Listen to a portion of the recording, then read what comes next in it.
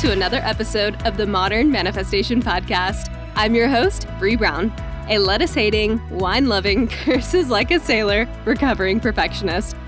Having thrived in a male-dominated, commission-based industry, I'm passionate about helping women boldly pursue their life goals. In this space, we build confidence with our mindset, manifestation, and spirituality. I believe that your life manifests as a result of who you are, not what you do, and that your personality creates your personal reality. Join this growing community to increase your net worth by increasing your self-worth. Now let's jump into today's topic.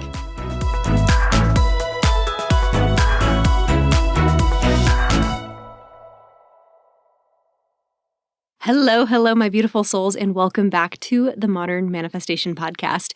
Today's episode is one where I am getting very open and very vulnerable with you guys about a recent plant medicine journey. This is not a topic I thought I was going to bring to the podcast because there's a part of me that knows that not everyone would be okay with this kind of journey for themselves. And for a while, I was afraid of how I might be perceived by some of you, or if I would lose followers for sharing this story. And that kept me from sharing initially. However, I feel like if you've listened to me long enough, you know who I am at my core. You know that I wouldn't do something outside of my integrity. And this experience really felt in line with my authenticity, with my integrity. And when I talk about my ayahuasca experience, which we're about to get into, I want you to know that this isn't a recreational psychedelic experience. This is not what that is. I said yes to this ceremony with the intent of having a spiritual connection, having a spiritual transformation or experience. And ayahuasca is not something that you say yes to in order to go to a rave and have a great time. And later on, you will hear why I say that, because it is not a pleasant experience for the most part, and we'll get into that. So I wanted to cover those CYAs as a way to just vulnerably talk with you about some of my reservations sharing this on the podcast. And yet, I'm going to do it anyway, because I want to be more open with you, I want to be more transparent, and I want to bring you along on the ride with me more often, and this is my intent to do that. So, having sat with it, I've realized that there is a lot of growth that happened from my recent ayahuasca journey, and a lot of the things I learned really integrates well with the subjects I've been focusing on lately, with spirituality and healing and working on ourselves. So I felt like it fit into a lot of the episode topics that I've been focusing on and wanted to loop this in as a big part of my recent healing and just a big part of what I'm experiencing right now. And this is one of those things where when I talk about showing up as my full authentic self on the podcast and how I don't always talk with you guys about the things that I'm currently going through, this is an effort to bridge that gap and to bring to you some of the things that I'm currently integrating, that I'm currently working on, and that have played a big role in my life lately. So, this is one of those things, my ayahuasca ceremony. And I'm not going to share all the details because it is a sacred ceremony, and I respect the tribe that puts it together. I respect the elders and the process that they go through to bring the medicine and also to create a safe space. So I'm not going to share everything, and I'm not going to share specific details about where it was, what group of people it was with, etc. But I will share some general feedback about how it was, whether or not I would do it again, and really what led to this decision. So let's get into it, because the one thing I want to talk about first is my resistance to the idea of taking any sort of plant medicine or any sort of psychedelics. To lay the groundwork, until this year, I have never dabbled in this sort of thing before. Hard stop. In fact, before my journey over the summer was my first one, and then this past month was my second one, I've only ever had alcohol and the occasional weed. I mean, I live in Austin, so obviously. So the idea of experiencing a plant medicine that I knew would be more profound than alcohol or weed was scary for me to get over at first.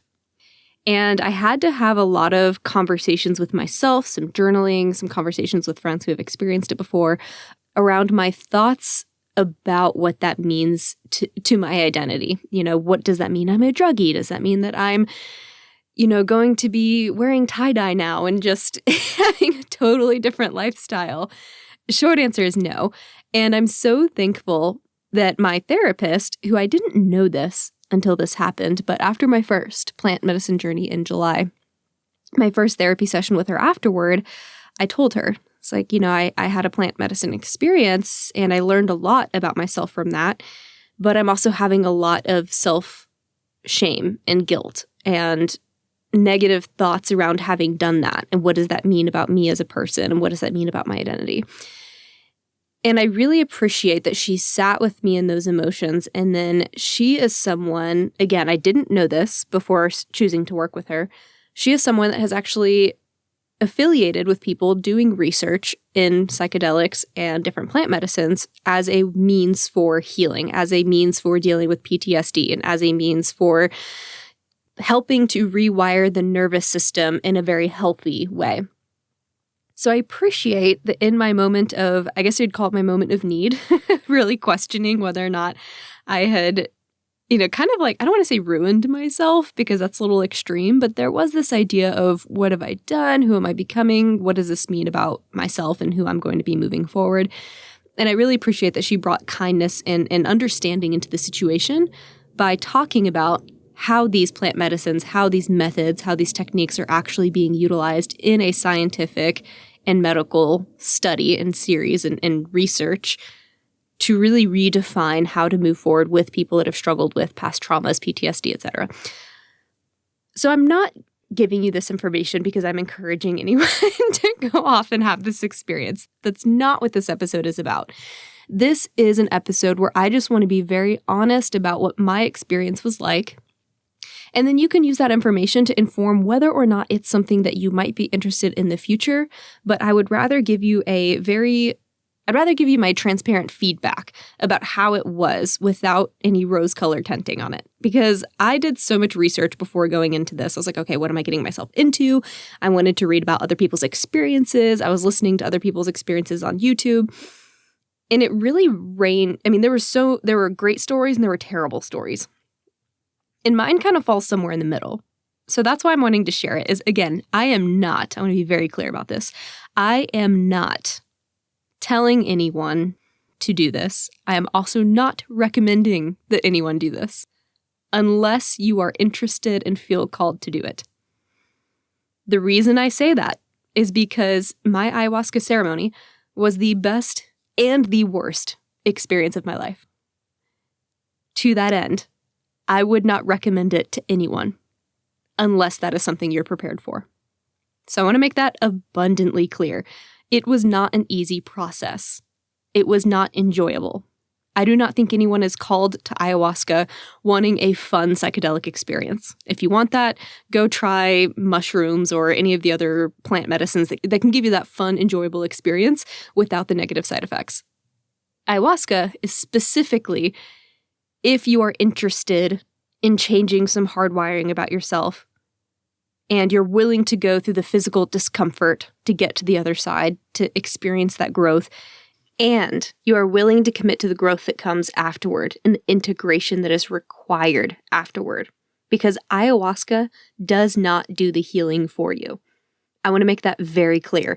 Even as I talk about my own experience and I talk about the healing that I experienced, just know that it wasn't done on site. It's going to be something that is integrated over time. She doesn't do the work for you. She shows you the way. She shows you your wounds.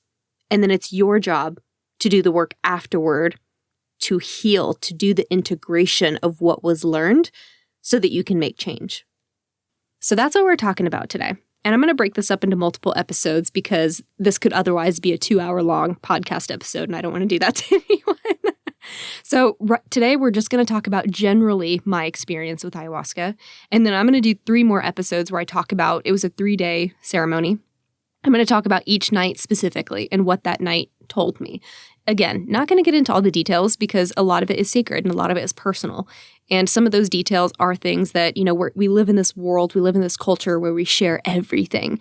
And sometimes it's okay to have privacy, to keep things that are just yours, that are sacred, that are not shared with the world. And so I want to honor that by doing both. I want to bring you the information that I think could help you and might, if you are someone that's already thinking about this, because I know ayahuasca is really popular right now, it might help you decide whether or not this is a fit for you. And I also want to make sure that I'm honoring the sides of me that don't really want to share absolutely everything, because there are things that are private, there are things that I'm still working on, and there are things that just quite frankly don't need to be shared. So I'm going to do my best to kind of ride the middle line of those things. So hopefully that's all my disclosures. I don't recommend it. I'm not recommending that anyone do this.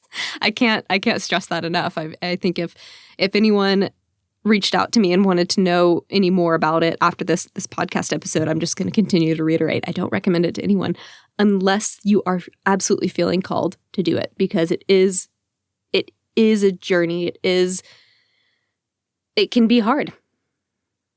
It can be hard. And I've had friends that have done it and some of their experiences were not hard. And I don't know what that feels like, so I'm envious. But it can be really hard, and you have to be ready for it. And I honestly felt going into it like I was a warrior prepared for battle. And I feel like that came in handy because I needed to lean into that energy. And I would recommend anyone that is interested in it to prepare physically, to prepare emotionally, to prepare spiritually, because it's going to be a lot. It can be a lot in a beautiful way. It can also be a lot in a terrifying way. And again, I'm just trying to be very transparent with you because I want to make sure that you know what you're getting into if this is something you're interested in. And I also say all of this while believing that plant medicines like ayahuasca and peyote are powerful teachers, and they could be really great guides for the growth of our consciousness when we allow them to. So I'm torn because I know that plant medicines can really help us heal the issues we have in society, but I also know that these endeavors, these journeys are not for everyone, and they should not be taken lightly. And I absolutely do not want this to become the next TikTok trend that people go and have a quote-unquote ayahuasca experience, claim that their life has changed, and then move on and actually don't implement any change and give it a bad rap, and also put the indigenous cultures at risk. Risk for being taken advantage of again. Risk for their traditions and their sacredness to be overrun by Westerners wanting a cool diary entry or a cool TikTok video. So I'm trying to be very careful about how I talk about this experience because it is sacred, it is super helpful, it is a fantastic mechanism for growth and for healing.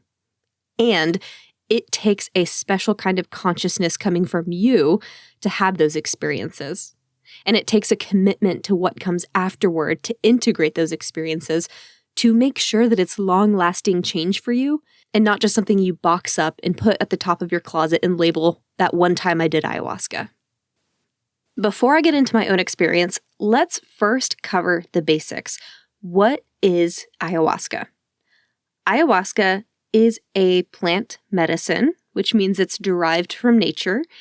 It is a psychedelic tea that's created by muddling the vine of one plant with the leaves of another plant or shrub found in the Amazon. And this plant medicine, it's called a medicine because the indigenous people believed it brought spiritual and physical health to people that consumed it. So this hallucinogenic tea has been around since 900 BC. And this plant medicine has been used to help people heal and become more conscious. That is its purpose. And because it is a sacred medicine that has been around for thousands of years and used by these indigenous tribes, it should only be administered by people that are experienced shamans, particularly indigenous shamans or people that have studied with indigenous shamans who grew up with this medicine and have received permissions and initiation to be able to administer it. You will also hear me refer to ayahuasca as her or she throughout this episode because it is often thought of, and this was my own experience, that the energy of ayahuasca is feminine. It's representative of the mother or the grandmother, this divine femininity, this spiritual connection to creation. So she is often referred to as a feminine being. Whereas her counterpart, peyote, is a masculine energy, and people often refer to peyote as he or him. So when you hear me say she showed me or she said this throughout the episode, just know that I'm referring to Mother Ayahuasca, a very common name given to this plant medicine and her energy. So generally, big picture, the ceremony and how I found out about it, etc. I have had some friends in my life that have already had their own ayahuasca ceremonies. Some have had several. And I first heard about ayahuasca probably 2 or 3, maybe even 4, actually it was probably closer to 4 years ago. And what they say about ayahuasca, and I'm going to say a lot of like what they say, quote unquote, that's kind of a general statement of just things I've read, other things I've heard from people, things that came up in ceremony, general feedback and myths about ayahuasca. So they say that she starts calling to you 2 to 3 years before your first ceremony. She starts prepping you, or in a non-toxic way, grooming you, if you will. She kind of sparks your interest, gets you thinking about it, and then at some point you'll just know when you're ready. And I don't know how to describe that point of realization, but I remember when it happened. And all of a sudden, I was ready to say yes to a ceremony. And this was years in the making. At first, I was like, hell no, don't know that that's for me. And that's okay. If that's how you're feeling, awesome. Maybe this is just an entertaining episode for you. Or maybe you decide I'm a druggie, never check out this podcast again, and totally cut ties with me. Let's hope not, but that is also an option. But if she is calling for you, just know that you'll know when you're ready. You'll know when you're ready to say yes to a ceremony. And for many ceremonies, there is a financial impact of the ceremony. Most of these are not inexpensive. You know, you could go to Peru, you could go to various parts of Brazil, and, you know, the flight alone is going to cost you money. If you do it in the U.S., there are ceremonies in the U.S. and then also in the U.K., etc. There are religious groups that perform these ceremonies also. There's still going to be a price tag on that. It's not inexpensive. I think the more economic, I should say, ceremonies were in Brazil, and they were anywhere from $250, $300 a night. But again, that's flying to another country, assuming you're not in Brazil, maybe you are, and then having the ceremony there, and then also having your accommodations, travel, etc.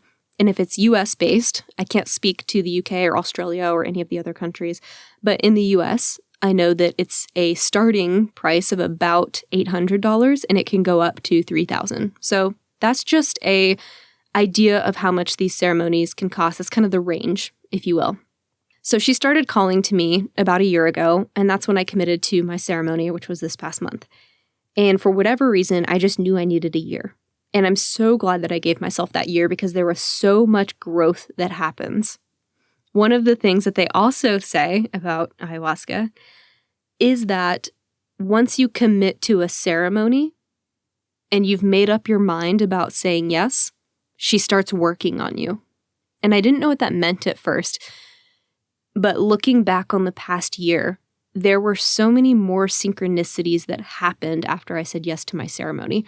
And obviously, I live in the world of synchronicities. I live in the world where they just show up all the time.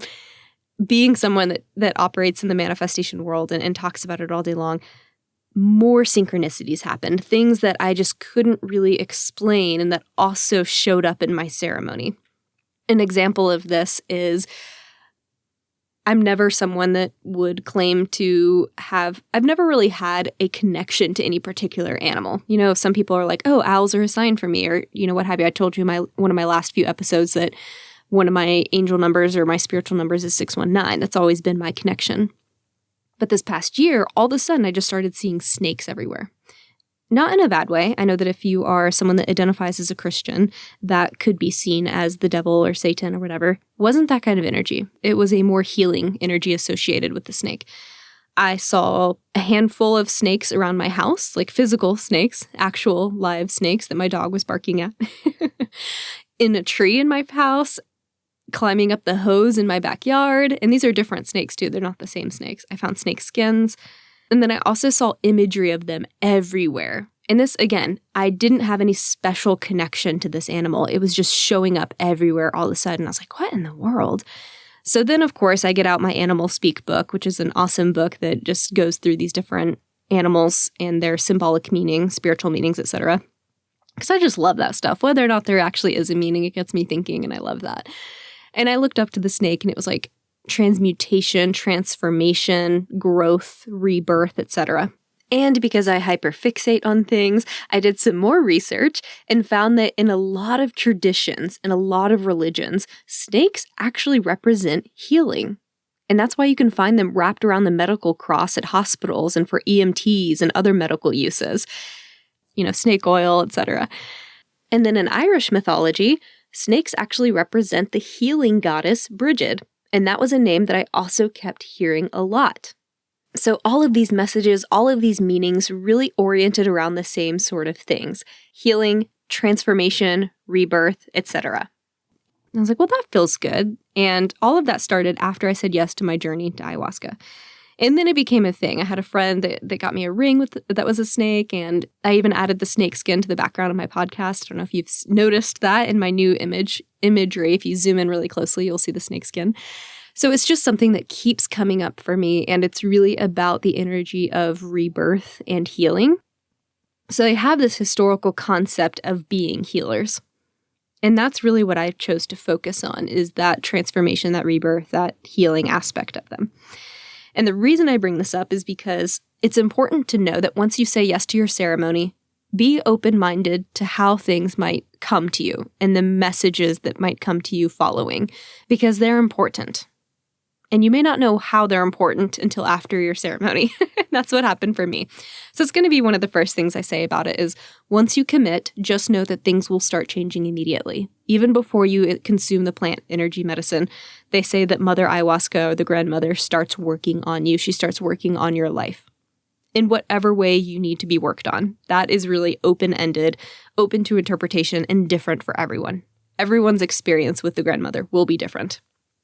Again, that's just how they refer to her, as the grandmother, the one, Uni, obviously ayahuasca. There's many different names for her. For me, it felt like a maternal presence, so I'm going to continue to say her, the mother, the grandmother. She starts working on you. And they say that she's this higher dimensional being that has really come to help spiritual healing and to bring people growth and to really help increase and expand the consciousness of the earth. Other people believe that she's just here as a tool for conscious expansion. It doesn't matter if you think that there is a characteristic or a personality to this medicine or not. Just be open to what starts happening if and when you commit to a ceremony for yourself. And from what I have read, this is also kind of like a warning, I guess, she will make your life living hell if you quote unquote abuse her energy, if you try to take her for the purpose of recreation or because your partner talked you into it and you really don't want to do it. That is not a sacred transfer of energy. That is not an agreement. That is not a partnership. And the terrible stories that you've read about ayahuasca come from people that weren't really intended for the medicine, but felt peer pressured into it, or they were expecting a radically different type of experience that was going to be more fun with it, and that's just not what you get with ayahuasca. So that's also a caution to anyone that's like, oh, this would be great to do with my spouse. Sure, but make sure that it's something that they're interested in and open to doing, because if they're not, it's not going to be a great experience for them, and it will not be the healing experience it's intended to be. It just won't be. So she will start calling to you years in advance if this is something that you think you're open to or something that you're interested in. Once you say your yes, your life starts to change immediately in little ways. And then for me, it kind of snowballed. It was like these little things here and there that were just like these really weird synchronicities. And then all of a sudden it was just like a snowball effect of synchronicities and things that I just couldn't even make up. You know, sitting there in a meditation, all of a sudden a snake is just looking at me face to face. And I'm like, what the hell? I've never had a vision while meditating before in my entire life. And then all of a sudden I'm like faced with this snake. And this was like a month before my ayahuasca ceremony. And then also all these compounding things that I was learning and how they were all overlapping with one another. And then how every single one of those things came up in my ceremony as her being like, this was me communicating with you. So it starts to snowball. It's exciting. It can also be awe-inspiring. And it's a really beautiful way to connect and to realize that you are supported by her throughout the entire process. From the moment you consent and give a full-hearted yes. A couple more things about saying yes to a ceremony before I get into my own experience is make sure you do your research about whatever group you're committing to. You do not want to go to a group that does not honor the medicine. You do not want to commit to a group or to a ceremony that does not honor the indigenous tribe that it came from. Because one of the concerns about ayahuasca is that as it grows in popularity, there are these indigenous tribes that have protected this plant medicine for thousands of years. These indigenous tribes have more often than not been taken advantage of by many different generations of people, whether it was the white corporations coming in as rubber companies and forcing them into slavery, whether it was the missionaries in the 80s that tried to get rid of their native language and get rid of their own traditions and ceremonies. These people have been abused by many different generations of mostly white people, but people in general as well. So I want to make sure that this isn't treated as the next fad that's like in and trendy like matcha or quinoa, because this is a sacred event. And I'm going to call out my own people and say this isn't the next trendy thing for new age white women to get really excited about and to post about on Instagram. This is meant to be treated as a sacred tradition that is honored. And I don't want our excitement or our interest to abuse the tradition or the indigenous people that bring this tradition to the Western world. And I say all of this because of everything that happened with Moldavite a couple years ago on TikTok. It is still scarce and difficult to find Moldavite because it blew up on TikTok. So that's specifically why I keep talking about that here. So when you're saying yes to a ceremony, if it's something that's calling to you, and I think she is expanding her reach because she's trying to rapidly increase and expand the consciousness of the earth, just make sure that you are saying yes to a ceremony that respects the history of the plant medicine, where it came from, the tribes it comes from, and make sure that it is with a group of people that is aware, that has been properly initiated. Maybe they've sat in a dieta, might be something important to ask, which is a spiritual setting where you actually go to the jungle with the plant medicine for 6 weeks at a time. Make sure you just do your research and that the group of people that you're saying yes to feel right energetically, because that's so important. These people are going to be with you in one of your most vulnerable times in life. They're going to be the people there to support you. So you want to make sure that you feel safe in their support and that you feel that they are respecting the traditions, they're respecting the plant medicine, they're respecting the indigenous tribes that this plant medicine comes from. What we don't want to do is we don't want to have ayahuasca becoming this huge commercialized experience that people are going to, before they go party somewhere else and they quote unquote had their life-changing ayahuasca experience. And then a bunch of other people start doing it and it loses its significance. Because that's just wasting her energy. It's also puts the indigenous tribes at risk again. And we don't want that to happen. Because they're the ones that know how to distribute it in the right and respectful way. And they're the ones consenting to her use as well as her cultivation now by groups that are bringing this to the Western world. And we just want to make sure that they're taken care of. So do your research about who it is that you're saying yes to. Ask them questions like, how were you initiated? What is your relationship with the tribe? What is your relationship with where the medicine comes from? How is it cultivated? And then what does this ceremony look like? How do you create a safe and secure space? How do you honor the medicine in ceremony? These are good questions to ask of any group that you're saying yes to. Okay, so now my experience. Obviously, I talked a little bit about how it was leading up to the journey. One thing I'll also mention is that I almost canceled my ceremony numerous times, hundreds of times probably. And I kept thinking, and for numerous reasons. I mean, I think a lot of it came from fear of the unknown. I think a lot of it came from some of the things I talked about with my therapist. What does this say about me as someone that participates in this sort of spiritual experience? And then, of course, it's an investment too, right? And thinking about, there was a part of me, and I say this lightly, but it was also a serious consideration for me. I was like, am I really going to go spend this money to go, shit in the woods and vomit all over the place for a psychedelic experience? Like, does that really sound like what I want to do with my money? Does that really sound like the kind of investment I want to make? I joke about that, but also there's an element of seriousness to that. I was really questioning whether or not that was something I was going to do, because I don't know whether or not you've heard about the physical ramifications of consuming ayahuasca. They're not pleasant. Not going to get into the details, but there is a lot of what they call purging, which is where the medicine finds a way to come out in some way, shape, or form. It can be shakes, it can be vomiting, it can come out the other end. Every person is different. Every body is different, literally. And that's why I say that you don't sign up for this lightly, because there is a physical transformation, we'll call it, that seems like to have a positive connotation with it, that happens while you're on the plant medicine. So there was a part of me that was like, do I really want to go through this? Is that really necessary for my own growth? And so many, many times, either a friend of mine who's had this experience numerous times, she talked me off the edge, or even Evan talked me off the edge, which surprised me because he's never done these things either, and was like, no, I think this is something you should do. I meditated on it. I used my pendulum, and everything was like, yeah, no, you're not canceling this. You've committed, you're going. And I would ask for my angel numbers, like, okay, well, if I should cancel this, I really need you to show me this number. And it would be a number that I would think I would see all over the place, like 444, 333.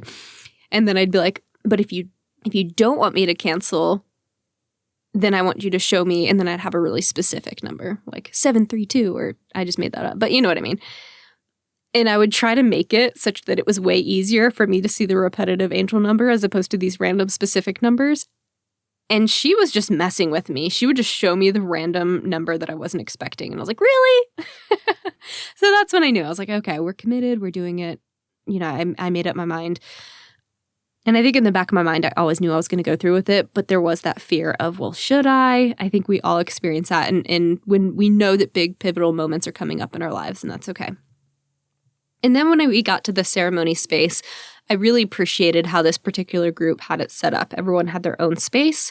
It was very comfortable. Again, I'm not going to give the details of it because it is a sacred space. It was a sacred ceremony. So I'm not going to say much about that. But what I did appreciate is that it was a space that was within nature, and it was a space that honored nature. It felt very calm. And honestly, the space seemed to have its own spiritual feel, if that makes any sort of sense. It just felt good to be there. And I think that's important. I think that's a big part of the experience. And again, having done my research on this group, I knew that they showed up 2 days early and they started blessing the land that we were on. I know that they started doing all of these things in advance to make sure that the setting was right. The set and setting was appropriate. It was safe. It was secure. And it was also energetically cleansed. So when you got there, it just kind of felt like this sigh, like, oh, I'm here. Okay, this feels good. And then I was excited. I was excited about it, but also having a lot of anxiety, a little worried about it for good reasons, right? This is a life-changing experience for a lot of people. I read a lot of stories of people that have consumed ayahuasca and then completely changed their trajectory in life. They quit their career and started something completely different, or they ended their marriage and moved off and became a yoga instructor somewhere, or, there's thousands of stories about people that have had major life-changing decisions or changes that were made after having consumed ayahuasca in a ceremony. So part of me was worried because I was like, well, I kind of like the direction things are going. I don't really want huge, massive change in some of these areas. So, I was honestly worried about what I might be presented with. So there was anxiety there. Again, you don't say yes to this ceremony lightly. You kind of have an idea of what you're getting into and you accept it. So there was that state of acceptance there. And I'm not going to lie, I was worried about the group of people that I was going with as well. And another thing that quote unquote they say about ayahuasca is that she chooses the group that you're a part of. And every member in that group is meant to teach you something, show you something. They're intentionally put together. When I heard that 50 times going into this ceremony. And I remember thinking, oh, that's just something fun people say. That just feels good to say. And I was a little worried, this is my own bias coming through, that I was going to show up to this ceremony and everyone would be in like flower crowns and tie-dye shirts and all my judgments coming through about what it means to be spiritual. And it would be hard for me to connect with anyone because spirituality is something I'm fairly new to. I haven't completely dove into what you would think is like the quote unquote spiritual person. So I was kind of worried that I was going to be thrown into a group of people that I just didn't necessarily connect with very much. What surprised me is that the group of people that I was with in ceremony were people that were supposed to be there. I know what they meant by that now. There was the CEO of a tech company that was there. There was actually many business owners, which surprised me. There were every single person that was in that room connected with me in some aspect, and they did teach me something throughout that weekend. Even there were a couple of people when I first met them on day one, I was like, I don't know, that person already, for whatever reason, is not my person, not my vibe. By the end of the weekend, I understood why they had to be there because they were showing me something. They were showing me a lesson. And that's not really something you can fully comprehend until you've gone through one of these ceremonies, and then it just makes sense. It's a feeling that you have. It's a connection that you have to this group of people. And that was one of the most beautiful things about this ceremony and this experience is that I felt like I got to know each person's soul in that room. I don't know much about them. Half the people, I don't even know what their day jobs are. I couldn't even tell you their last names. Couldn't tell you what their interests are, but you felt their soul. You felt their spirit and how supported you were by those people in that room during ceremony. And you supported them back. So there's a deep connection that you form with your ayahuasca ceremony members. And again, I'm not giving any specific information about them, but it did surprise me the types of people that were showing up for this, that were interested in this kind of healing. I had my own judgments about what that kind of person looked like. Not at all the people that showed up. And I genuinely love each person that was a part of my ceremony, and each one of them I definitely felt were meant to be there, were meant to share that experience with me. And that was something that other people shared throughout ceremony as well. It was just amazing how we were a random group of people. I didn't know a single person when I got there. And by the end of it, you just felt like you knew everyone so deeply on an emotional level. And each one of them supported you in some way, and then vice versa. So that was the really cool and exciting part about the ceremony. I think that was my favorite part about ceremony is the community that is formed and how special that feels. So if you are someone that already has your own ceremony planned out, make sure you take that all in while you're there. You're going to miss that sense of community when you leave. That's probably going to be the one thing that you're just like, I want to reconnect with all those people again. I want to have a reunion with them because you feel so much more connected to those people. And then it's over. And then you go home. And then you have to integrate. So make sure that you value that time. It's so special. It's an amazing experience. Value that time with those people, with those connections. And then what I really appreciated about our ceremony setting is that there was a lot of education. There was a lot of education throughout it was a prolonged weekend, but I'll just call it a weekend. There was a lot of education about the tribe that initiated the people performing their ceremony. There was a lot of information about what they do, what they've experienced in history, what their traumas were, how this medicine has helped them, what their visions for this plant medicine are, whether or not they're okay with it coming to America. That was a really big topic, point of discussion as well. And I really appreciated that they built into the ceremony a sense of awareness, education, and how this fits into the 21st century in America. And I also appreciated that they talked about the elephant in the room. How do these indigenous tribes feel about white people experiencing their sacred plant medicine in the U.S.? And it was a really great, raw conversation. And we actually got to watch a little video clip of someone from the tribe talking about this very topic, and their perspective on everything was this was the next evolution of the plant medicine. This was the next evolution of expanding its reach, its consciousness to other people in the world.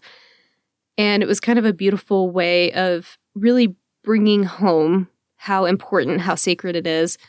And it really helped me get out of the way of, does this make me a druggie? What does this say about me? It really grounded me in the sacrament of it, of the sacred quality of it, and what they believe this plant medicine can do for the world. And that was really comforting, very grounding. And I really appreciated just hearing their perspective on that. And then I also appreciated how they talked about how we can support that tribe. Obviously there's an exchange of energy, right? You're consuming the plant medicine, and then how can we give back to these tribes as well to make sure that they are taken care of? They're not being subjected to this consumerism or to being taken advantage of. And then, of course, there was the ceremony itself, the taking of the medicine. And again, I'm going to get into night 1, 2, and 3 separately in a different podcast, because again, we're already like 40 minutes in now. And I haven't even gotten to like taking the actual medicine and the experience with it. So just generally speaking, it was a physically tough process. I know I said that earlier in this podcast episode, but I just want to reiterate that it is something you just need to be prepared for. It is not all rainbows and sunshine when you consume ayahuasca. There is a push and a pull that happens. There's an energetic exchange. And I was listening to I don't remember if it was a podcast or if it was a YouTube video. I can't remember what it was. I was listening to someone talk about ayahuasca, and the way that they explained it was like it's an energetic exchange, and you're experiencing such a higher state of consciousness that it's just really tough on your body. I chose to believe that because that's how it felt during my own ceremony. It very much felt like you were experiencing something that the body just wasn't prepared for. It's never experienced. And it was like this crazy energetic jump upward where it's like your body had to like release the stuff that it didn't feel could go with it to this new level of consciousness. It had to release everything that wasn't in alignment. But of course, at the same time, realistically, it is a poison. And so there is a physical reaction that your body's going to have happen while this occurs. This could be my positive view of it, but for me in the moment while I was having physical reactions, it did feel more like purging. I can't really describe how it feels different than if you were to experience this when you're sick, but there is an emotional weight that comes with the purging, that happens with the purging. And so while it was unfortunate and not the best part of the entire ceremony, it also felt necessary. And it felt like I was just releasing layers of things that no longer served me, is really and honestly how it felt. And of course, I can understand how your body's probably having just a reaction physically, but I can know that and also know that it felt so much more than just a physical reaction to a poison. It really did. It felt like things were being released. And I'll talk more about how that showed up in each of the 3 days without getting into the specifics. But just know that that is something to be prepared for. There was also feelings of joy and of being supported throughout the ceremony, and feelings of love for yourself and from another being, which, you kind of have to think is Mother Ayahuasca watching over you in the moment. You just feel so connected. You feel so energetically close to source in that moment. But it also isn't instant. You kind of have to go through hell to get to that point, or at least I did. Not true for everyone. There were some people that immediately went into that place of love, and I envy them because that must have been wonderful. That was not the case for me. That was not the journey I was meant to have. So overall, it was an amazing experience. I grew and transformed so much in that 3-day ceremony. It was a lot physically. I'm really glad I did my research. I'm really glad we were educated while we were there, and it felt like a safe space. And I wouldn't recommend it to anyone. But if I could recommend it to everyone that feels called and is ready to say yes, than I would because I understand how profoundly healing it can be. But I also recognize that there are so many other ways you can heal if this particular method doesn't call to you. And it's important to recognize that. And it's okay to say no. If this is not your jam, awesome. Honor that. Listen to that. You may have other modalities that you choose to pursue, and that's amazing. And I also understand at the same time, while saying all of that, how powerful this experience is. And it felt like 100 therapy sessions in one weekend, in all honesty. And I don't know that I would do it again. I say that, and I mean it, but in the back of my mind, there's this, oh, you probably would, happening.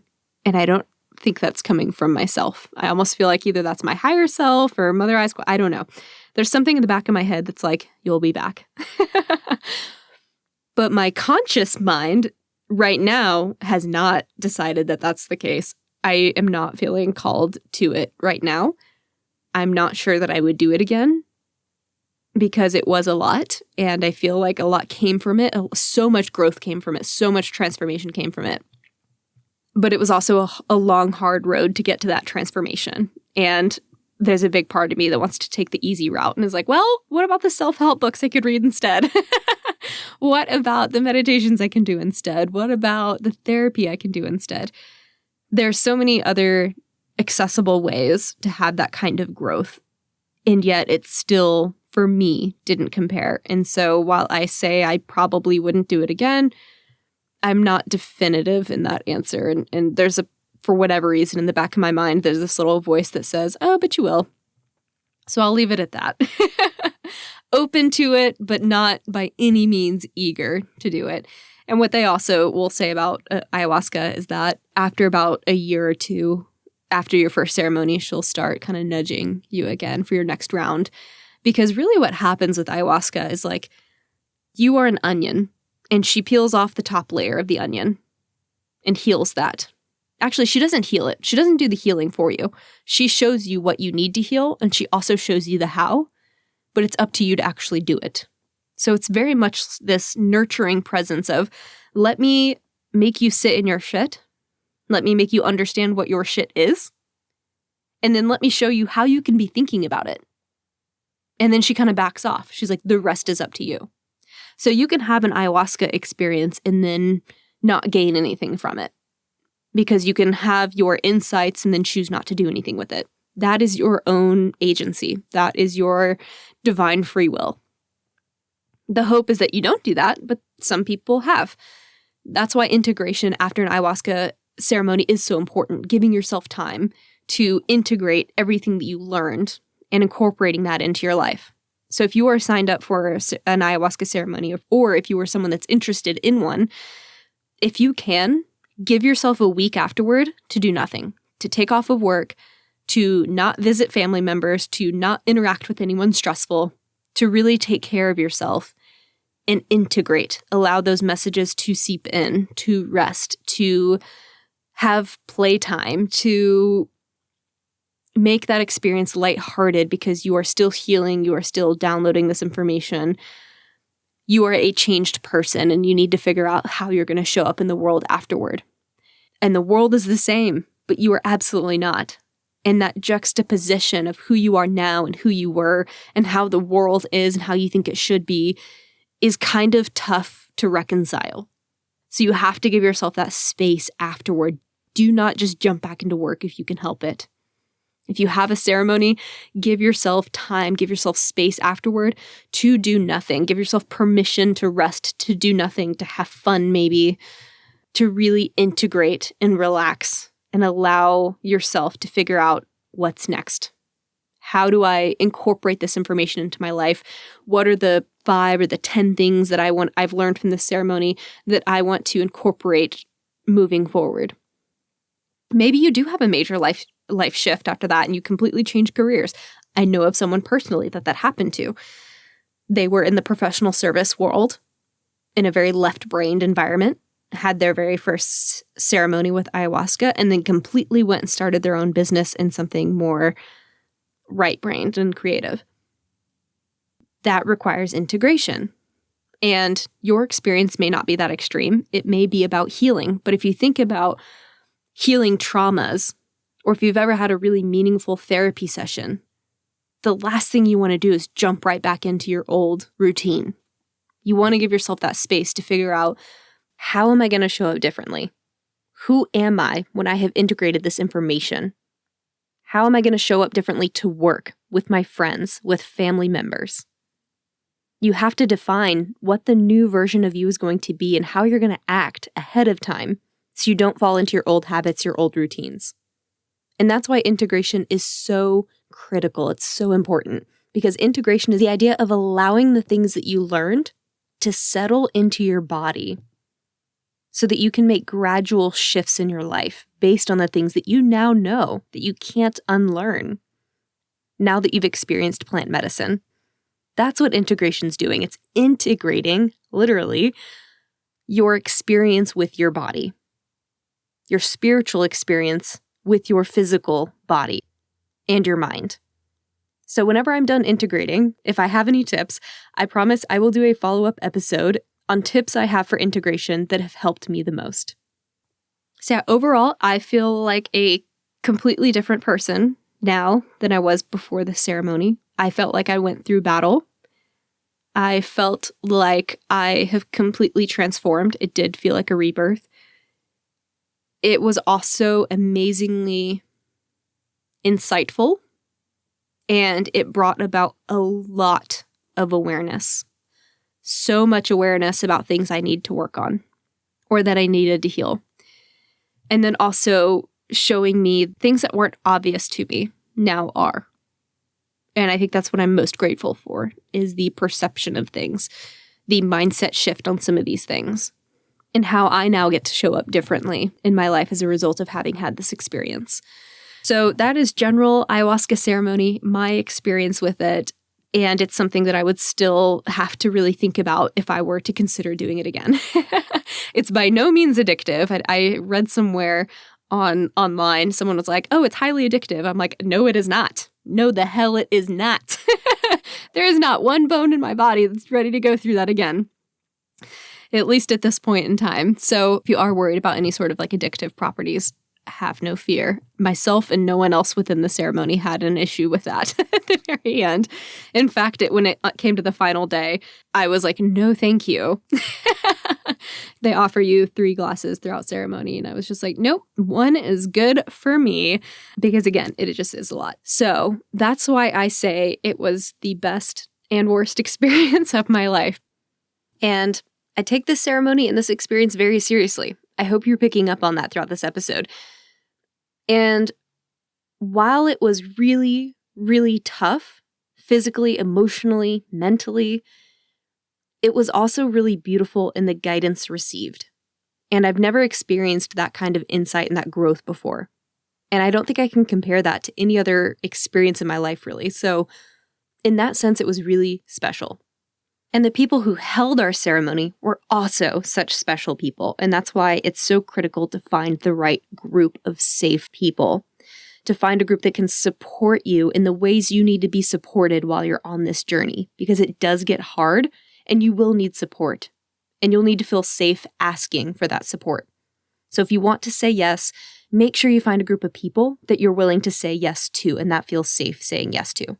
People that have experience with the medicine, where it comes from, they've spent time with the medicine and its place of origin, with its elders, as well as a group of people that bring the full experience to you, inclusive of how ayahuasca is supposed to be experienced, with fire, with the music, with healers on site, with integration discussions, with the appropriate set and setting, because you want people who support you throughout this process. Because a big part of the growth was the medicine, but another big part of it was the people that were there supporting you and how it felt to be supported and how it felt to experience unconditional love from complete strangers. And I think that was half the battle. That was a significant portion of the entire experience, was just being held in that kind of space and that kind of environment. So, to summarize today's episode, my experience was beautifully messy. I'm on the fence about doing it again.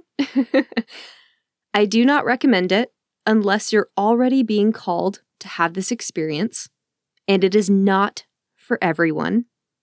There are other ways to heal. There are many other tools you can utilize for self-growth and healing. And if you do say yes to this journey, make sure you find a safe group of people with the appropriate spiritual setting, and that you make time to integrate. If you have specific questions, you're welcome to DM me on Instagram at Modern Manifestation. I will do my best to answer everyone. But before you DM me, listen to the other 3 episodes I'm going to do about each of the nights, and maybe that'll answer some of your questions. Before this episode ends up becoming an hour long, we're going to stop it there. I hope this episode has given you some insight into what this plant medicine is, whether or not it is right for you, how to go about searching for the right setting, and other things to think about. And then I will get into more of the experience in future episodes. Thank y'all so much for hanging out with me today. Have a fantastic rest of your week, and I will catch y'all in the next episode. Until then, go out there and manifest some miracles. I hope y'all enjoyed today's episode. If you want to check out the show notes, head over to www.themodernmanifestation.com/blog. If you're loving this podcast, please drop me a review, share this episode with a loved one, and follow me on Instagram at Modern Manifestation. I love y'all so much, and thanks for listening.